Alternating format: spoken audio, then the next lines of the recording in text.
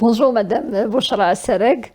Vous êtes présidente de l'association Ensemble pour la santé reproductive et j'ai entendu en tant qu'experte du domaine de la périnatalité, de la néonatologie, j'étais vraiment heureuse d'entendre que finalement un nouveau numéro de la revue Questions de santé sexuelle et reproductive a vu le jour. Et vous étiez parmi les principaux initiateurs de cette excellente initiative avec un ensemble d'experts qui sont de divers pays de l'Afrique, mais également qui sont très multidisciplinaires. Et ça a été vraiment quelque chose de très intéressant pour nous. J'aimerais qu'on puisse en discuter, mais avant, Madame Bouchra Assereg, est-ce que vous pouvez nous dire qui est Madame Bouchra Assereg? Quels sont ses domaines d'expertise? Merci beaucoup, Mina, pour cette interview. Je suis médecin de formation, j'ai un doctorat en santé publique de l'ULB et je suis militante et aussi experte dans le domaine de la santé sexuelle, santé de la reproduction. J'étais coordonnatrice de plusieurs recherches à l'échelle nationale et internationale de ce domaine et je suis formatrice surtout auprès des associations locales concernant les outils de plaidoyer de gestion de projets dans ce domaine. Donc effectivement, on voit bien que c'est du plaidoyer, mais soutenu par la recherche, orienté vers la communication. Et je comprends donc pourquoi naît et finalement vient de naître ce nouveau numéro de la revue francophone.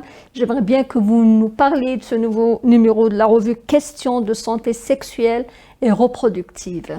Merci beaucoup de m'avoir donné cette occasion parce que vraiment c'est une fierté pour notre région d'Afrique francophone. Alors il y a plusieurs stratégies et vraiment un éventail de politiques en matière de la santé sexuelle, santé de la reproduction diversifiées dans ces pays, mais ils ont les mêmes problèmes et les mêmes priorités en matière de santé de la reproduction. Alors ce numéro, c'est le 6e numéro et là, elle traite 3 priorités. Ces priorités de notre région, c'est la santé maternelle et néonatale dans ce numéro, l'avortement et la santé des adolescents et des jeunes. Alors cette priorisation, elle n'est pas émanée comme ça, c'est à travers un comité éditorial qui est constitué de différents profils de chercheurs, des décideurs et des militants dans ce domaine de la santé sexuelle, santé de la reproduction, et aussi issus de différents pays de l'Afrique francophone, la Tunisie, la Guinée, le Bénin, la RDC et le Maroc. Excellent, donc c'est une vraiment démarche pour démocratiser l'information et que les pays francophones, le monde francophone puisse avoir accès ou droit à l'accès aux mêmes informations que les anglophones. Maintenant, est-ce que vous pourriez nous dire comment ont été choisis les articles dont les principales thématiques qui ont été finalement recrutées pour cette revue? Merci beaucoup. Là, c'est aussi, il faut dire que nous avons, comme j'ai dit, autant que pays francophones, certaines priorités qui sont similaires.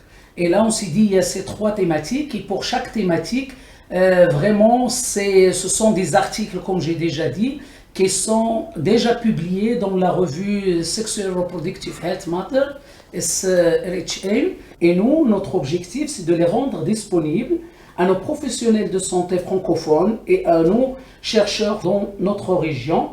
Alors, ces articles, ce sont des articles qui traitent des 3 thématiques.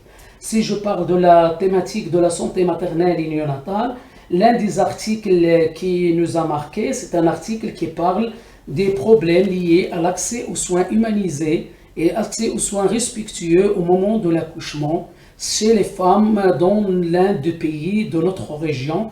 Et là, ça nous amène à voir l'impact de ce non-respect des droits des femmes au moment de l'accouchement. Et il a mis en évidence quelques recommandations qui peuvent nous aider à redresser nos stratégies, aussi à revoir la qualité de nos services dans la prise en charge des femmes et leurs nouveau-nés.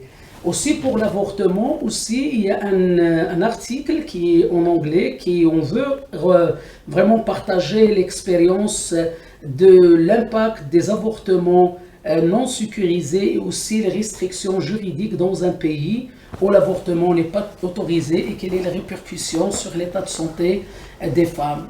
Et le troisième thème qui est la santé des adolescents et des jeunes, nous avons choisi des articles qui traitent le mariage précoce chez les adolescents et quelles sont les représentations et aussi le processus de choix de ce mariage dans certaines communautés. Alors ce numéro, elle traite vraiment du sujet qui est d'actualité pour nos pays et aussi c'est un espace d'échange des données probantes et des données basées sur l'évidence pour amener à améliorer nos pratiques au quotidien au niveau opérationnel.